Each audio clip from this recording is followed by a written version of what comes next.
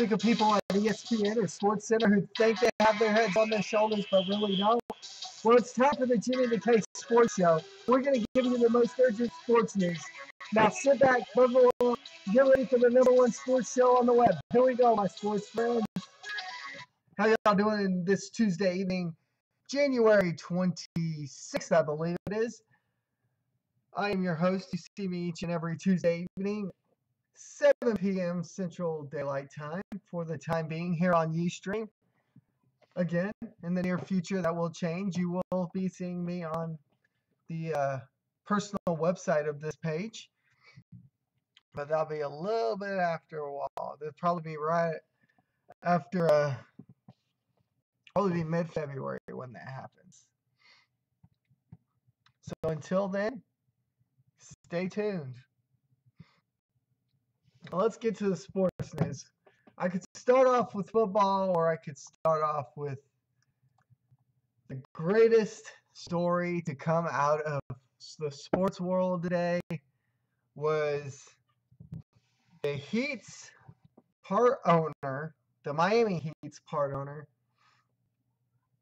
has alleged that LeBron James tried to get Erik Spoelstra fired. A report coming out about 2 hours ago from the Heat's front office from this part owner claims that LeBron James and Erik Spoelstra's days of beginning in the NBA were not very, very happy, so to speak. They started off, I believe it was 8-4 to start off the season. And LeBron James was not happy. He went to the ownership, and then from ownership there tried to get Erik Spoelstra fired. That would bring light to a lot of things. LeBron James went to the Cleveland Cavaliers looking for a world championship. He did not receive that world championship last year. And instead, they go out to the Golden State Warriors. Stephen Curry and the Golden State Warriors in 5 games. LeBron James is not happy. Through 30 wins and 11 losses and atop the Eastern Conference of where they were at, the Cleveland Cavaliers fired David Blatt. His predecessor, Tyronn Lue,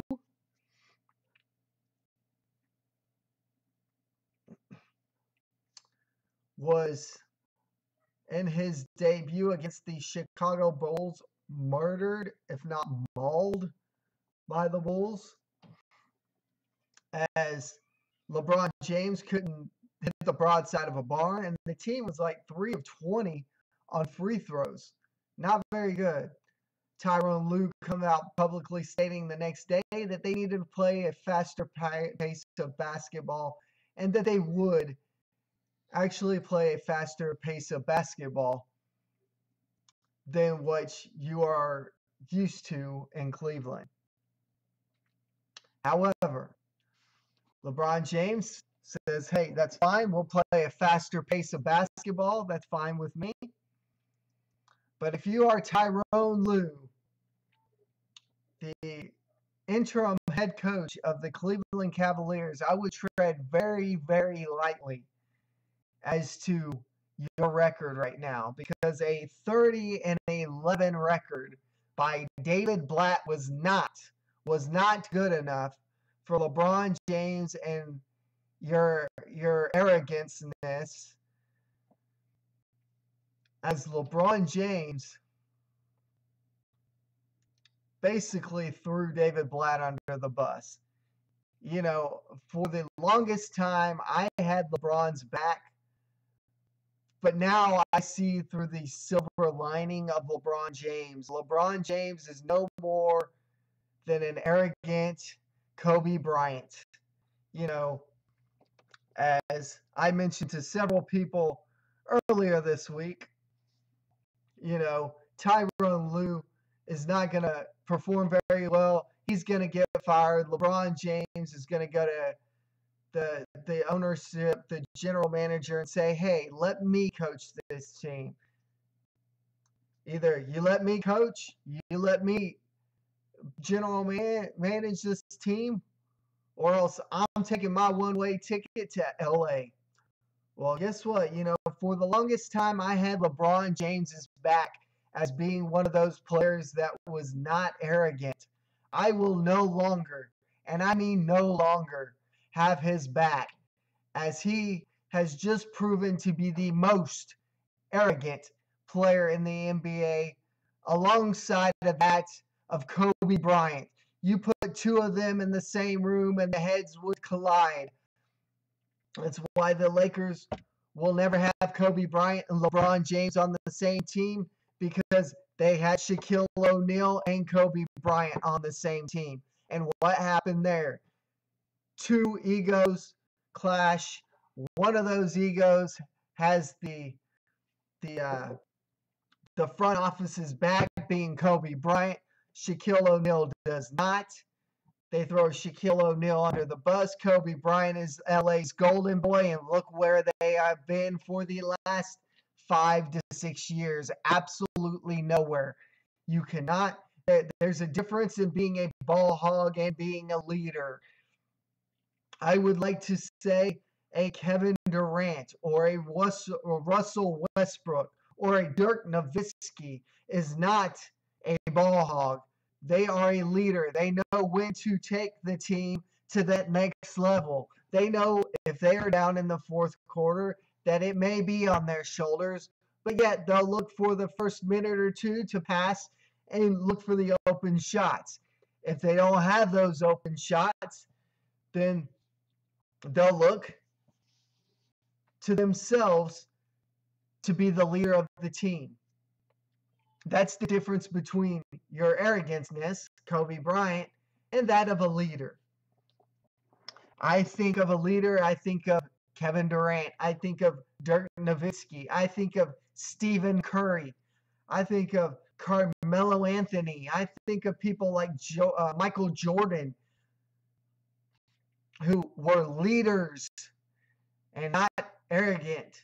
They didn't go to the front office asking for a 30-11 coach to be fired because your two egos were just going to clash over the course of the season. You were number one in the Eastern Conference, and what did you do?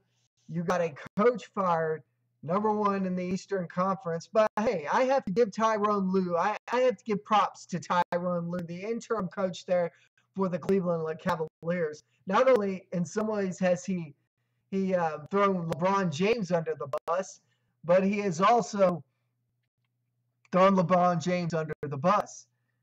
He publicly stated the day after the loss to the Chicago Bulls, and a terrible loss, one of which they should have won, but because LeBron James and the Cleveland Cavaliers couldn't hit the broadside of a barn, they lost that game. The next day, Tyronn Lue, the interim coach of the Cleveland Cavaliers, comes out and says, hey, I personally think that David Blatt should be able to coach the All-Star game. He won the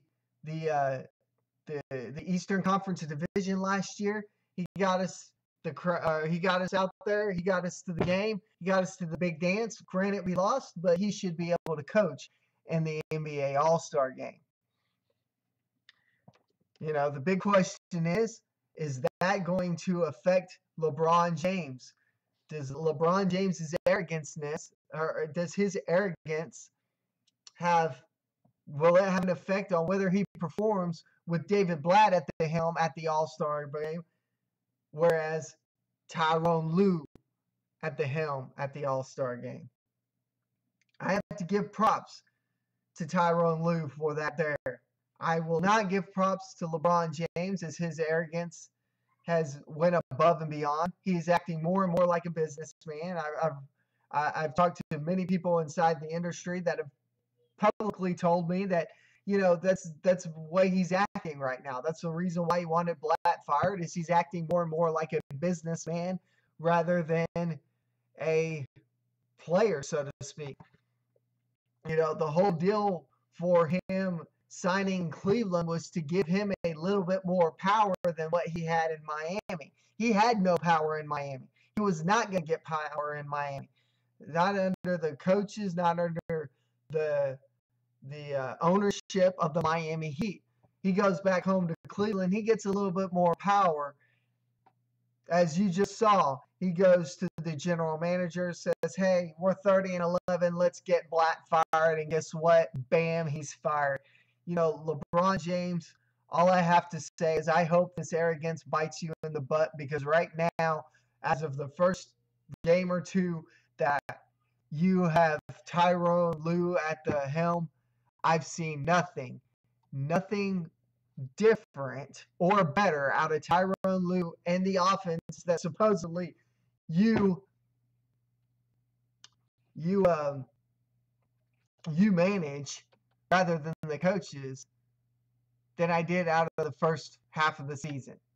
So LeBron James, I understand that you are running this more and more like a business. Fine, so be it. But I will tell you, there are plenty of Cleveland Cavaliers fans that are about ready to throw you under the bus and run you over unless y'all win a championship. If y'all get that championship, all will be great. But if y'all do not win that championship this year and y'all go out in that first round or that second round, I guarantee you the people of Cleveland will be after your blood. Mark my words. Speaking of NBA, since I'm on the subject right now, former University of Oklahoma star Blake Griffin, now a star of the Los Angeles Clippers, decided that he wanted to get into a fight with an assistant there at the Clippers organization. It was I don't believe it was an assistant coach. It was an assistant.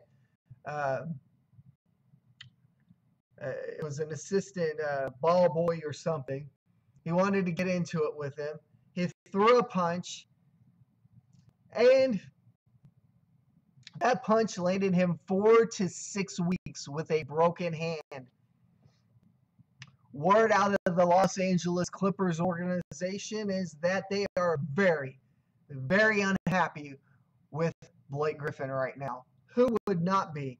You throw the punch at a ball boy or at somebody, in the organization that's not an assistant coach, and you land a fist on their face, whether you bloody them or not, but you break your hand in the process, missing a month to 2 months of the season, and you're considered one of the stars of the team. That's pretty selfish right there. I would be too if I was the Los Angeles Clippers organization. I would not only be mad, but I would not only fine him, but the 4 to 6 weeks that he's already had to deal with, hey, guess what? You can spend a week on the suspension list without pay. We've got players running around arrogant now, and it's all because of, athletes. We start them off so young. We want these athletes to be the next LeBron James, the next Michael Jordan, the next Kobe Bryant. We start them off at 3, 4, 5 years old, and believe me, a lot of these kids that want to be the next Michael Jordan, some of them, are dribbling the basketball at 2 years old, and their dad is out there in their face. You're not going to be good enough to make the NBA. I got a dad across the street during the summers that yells at his son, cussing them out because they're not going to be good enough to make it in the NBA because I'm all over you. I'm 6 foot tall. I'm all over you. You're 4'5". You should be able to make a shot over me. The truth of the matter is there's a difference in being a leader, not only as a coach or as a parent or as a teammate, than it is for you to push your kids to the limit.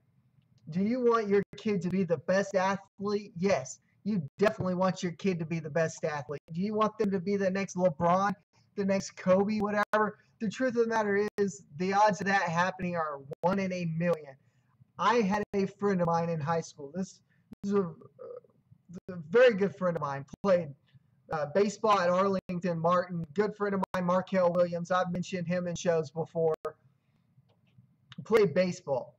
He and I discussed it. He goes, what do you want to do in life? What would you like to be when you grow up? And he and I discussed it. And I told him, I've got my mind set up. This is what I want to do. It's like, well, that's cool.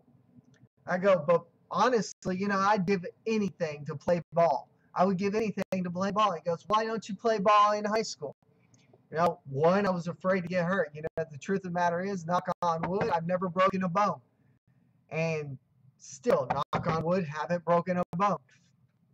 I didn't want high school years to be those years where I broke a bone and, had to deal with injuries or whatever. I grew up loving baseball, but the truth of the matter is, he and I discussed it, and then you get deeper and deeper into it. The odds of your kid being the next Jordan, being the next, Nolan Ryan, being the next Andy Pettit, Roger Clemens, Derek Holland, Blake Griffin are very slim. The odds of your kids getting drafted at that, and this was me and him discussing this. This was 15 years ago. 15, 20 years ago. Heck, I can't even remember how far back it is. It's so that's scary. 1 in about 3 million. It's pretty ugly numbers, and you're sitting here. No, it's not. It's less than that. It's about 1 in 3 million. At the time, it was about 1 in 3 million. And now scouts look at, everything under the sun. So the truth of the matter is, it may have went down a little bit over the last decade or 15 years. But the truth of the matter is, the odds of you ever becoming that next athlete or even making it in the pros was slim to none. You actually have less than a 1% chance. Granted, you could have been drafted in high school, made it to the minor leagues, but literally only about 1 to 2% of those players are going to make it to that next level. Some guys are minor league lifers. They're guys that stay in the lower levels for their life and, make 6 digits in the lower levels. But, the truth of the matter is, we can push our kids to a limit, and so far, yes, we want them to be the greatest at what they do, whatever sport they want to play or whatever they want to do. But we can't push them to the brink of where they're going to do something stupid. Drugs, steroids. Sometimes we push our kids to the limit so far that they're, you start a kid off 3, 4, 5 years old, you push them, and you're pushing them in high school, and you tell them, hey, you're not good enough after a game that they've scored 20 points, and, they've had 5 blocks, or maybe they've hit 3 home runs, and, had 4 great diving plays in the infield or outfield, throwing out good players, very speedy players. But yet you still, as a parent, tell them that they're not good enough, and you hound it into them so much that they tell themselves, I scored 20 points. I had 4 blocks. I'm not good enough. Old Joe's over here. He had 4 points last year. He had 2 points the year before that. This year he's averaging 30, and he gained muscle mass. Maybe I'm not good enough for 20 points and 4 blocks, but maybe I'm going to go find that guy that's supplying over here, and I'm going to go above and beyond. Maybe the 30 points, maybe the 40 points and 8 blocks is good enough for dad or good enough for mom. But at what point do we push our kids so far off the edge that they start wanting to cheat in sports, wanting to cheat in school? How much farther do we have to go as parents Granted, we want them to be the best. Again, we want them to be the best at what they do, but we can't push them so far deep into it that they're going to do something stupid. Blake Griffin may have did something stupid, and he's going to have to deal with the consequences. Personally, a month to a month and a half or 2 months, that's the consequences. And the owner coming down at you, that's the consequences. And sometimes that's just the way it works. That's just the way it works. I want to give my hats off. Hats off to the 2 Super Bowl teams. The NFC Championship winners were the Carolina Panthers. Congratulations to the Carolina Panthers. Cam Newton, a first round pick, a number 1 pick, going up against the Denver Broncos, and Peyton Manning, also a first round pick. You know, I have to give my hats off. You know, as much as I will sit here and dog the New England Patriots, and at times I really don't dog them, but every once in a while, just to tease my brother-in-law and have a little bit of brotherly love going here and there, you know, I'll tease him about how good, you know, this team is or whatever. But truthfully, you know, during the season, you know, when New England was playing, you know, I really want them to win. When people want to say New England cheated with the whole Deflategate thing, and, you know, it doesn't take a simple science lesson to prove that air pressure and the balls are going to go up and down depending on how hot or cold it is. Same as your tires. You know, that's why you don't go to your local car dealership or your local tire dealership and have them max out the air in your car tires during the summer. Hey, they'll sit here and argue with you and say, hey, it reads 50 pounds. I've got to put it to manufacturer's 50 pounds.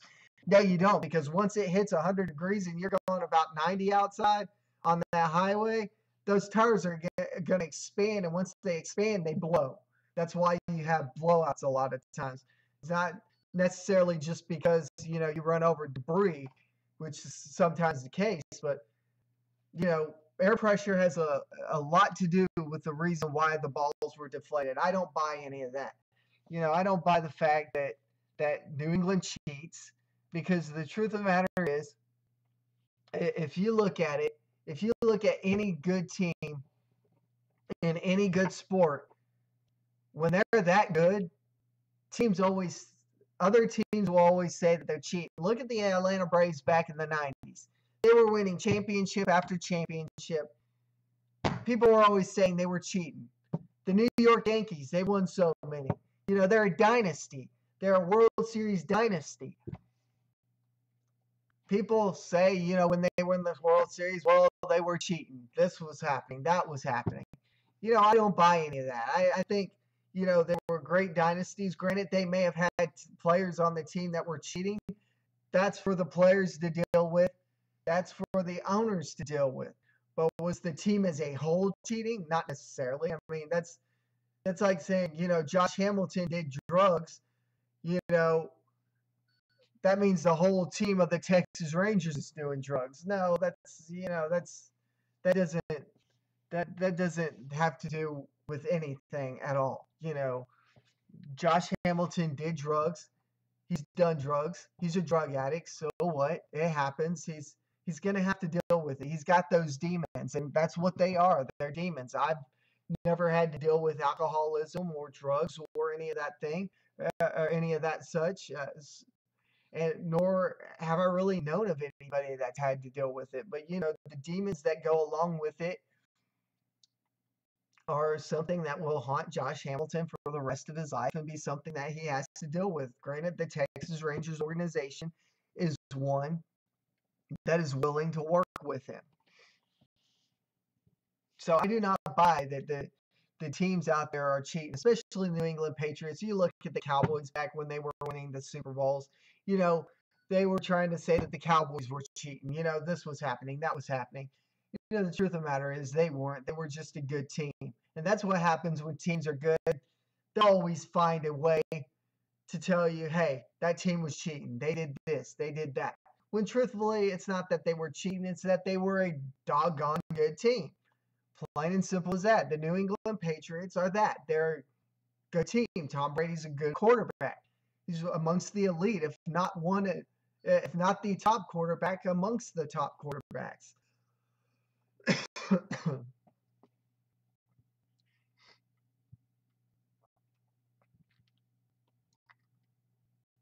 So,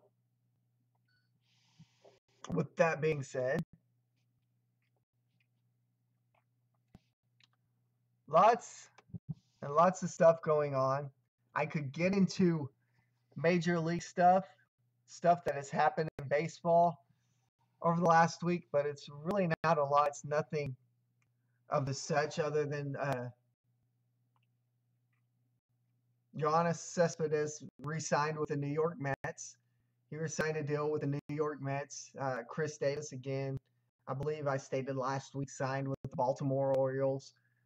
Those are the two big deals coming out of Major League Baseball. The two big free agent signings, along with Justin Upton, which I believe I stated last week as well. He signed with the Detroit Tigers. Really not a lot going on with baseball. It won't be until really that last 2 weeks right before up until spring training pitchers and catchers report, which is literally about 2 weeks away. So we'll get a little bit more into baseball. We'll get more into basketball, a lot more into basketball as the basketball season's really up in arms. And we'll go through, and I believe what I'll start doing next week is, I thought about doing it this week, but I'll wait till next week, is we'll go over the NCAA basketball's top 25 polls, and I'll again do what I did with the NCAA football's polls. I'll go over their polls, do my polls as well. But you're going to be getting more basketball, which I think a lot of people are excited about. I am. The Oklahoma City Thunder have not done the greatest, but they're not the worst. They're not the best. They're not the worst. They're right there. They're within playoff contention. They're in the top 8 spots where they need to be. You have the Dallas Mavericks, who signed a bunch of really no names at small deals that are thriving in their division as well. You have the San Antonio Spurs right there on top, as usual. Greg Popovich, if not one of the greatest NBA coaches, I have to put him up there with the elite NBA coaches, along with, the Phil Jacksons. Greg Popovich is one of those coaches that has to go up there. He's got San Antonio up there, despite them being blasted, I believe it was last night, by the Golden State Warriors. You have games like that. But you got the Spurs up, towards the top. I believe they are at the top. You got Houston in the mix. Houston's kind of in that top 8 spot, but, Harden's, having one of those years that's up and down. Honestly, he's got his mind too much on Khloe Kardashian and if Lamar Odom's going to kick the bucket, because if Lamar Odom kicks the bucket from his cocaine overdose, then he can, just bang Khloe Kardashian all he wants. That's really the biggest problem with Harden and the Houston Rockets, is the fact that he's so Khloe Kardashian right now that it's pitiful.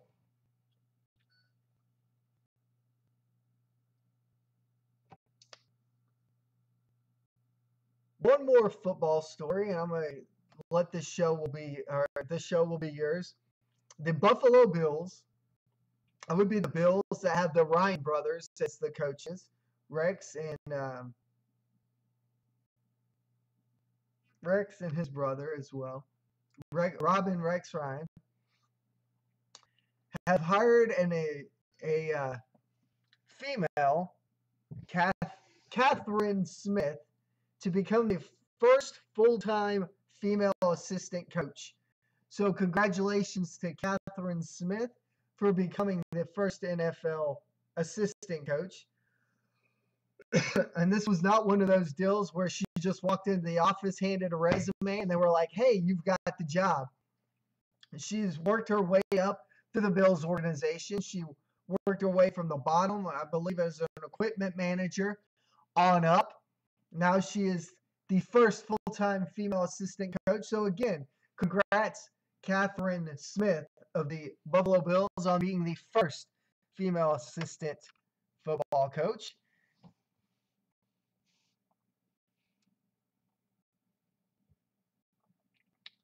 With that being said, that is this week's show. Be sure to check back later on this week on the website, www.screamerproduction.wix.com/allaboutsportszone,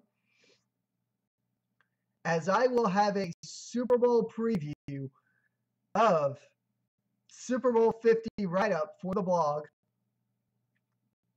My thoughts right now I will not get into because that would be cheating. So wait till later this week. It will be either probably Saturday or Sunday. Typically Saturday or Sundays when I blog. So check back either Saturday or Sunday. I'll have my Super Bowl 50 preview write-up here for the All About Sports Zone. Remember, I am your host, Jimmy the K. You can see me each and every Tuesday at 7 p.m. Central Daylight Time. There are 3 easy ways you can get a hold of me. You can like us on Facebook at www.facebook.com/allaboutsportszone, or you can look through your search engine on Facebook, just All About Sports Zone. I'm right there at the very top. Click it, like us.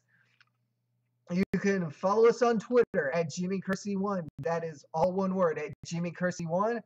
Or you can email us at allaboutsportszone@gmail.com. Until next week, I'm your host, Jimmy the K. Until 7 p.m. next Tuesday night, I'll see you then. Peace out.